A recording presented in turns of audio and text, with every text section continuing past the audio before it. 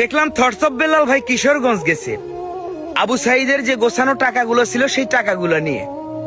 তো কিশোরগঞ্জের কিছু কিছু পোলাপান একটু লাফালাফি করলেও কিশোরগঞ্জের মানুষ অনেক ভালো, তাই যথাযথ থটস অফ বেলালকে সম্মান করেছে। আমরা সবাই জানি যে থটস অফ বেলাল ও রাব্বির ভিতরে একটু ঝামেলা আছে। যাই হোক, তারপরে যে থটস অফ বেলাল ওই জায়গাতে গেছে, থটস অফ বেলাল যে সৎ পথে আছে এর থেকে প্রমাণ আর বেশি কিছু লাগবে না। অপরদিকে দেখলাম আবু সাইদ কান্না করে একটা ভিডিও করেছে। 3 দিন ধরে তার চিকিৎসা চলতেছে, সে কোনো কিছু খেতে পাচ্ছে না, চোখের পানি খেয়ে আছে। বিষয়টা মোটেও আমার কাছে ভালো লাগলো না। যেহেতু তাকে অনেকগুলো টাকা তুলে দেওয়া হয়েছে, তাই তার চিকিৎসা কি অবস্থায় চলতেছে এই খবরটা নেওয়া সবারই কিন্তু কর্তব্য এবং দায়িত্ব।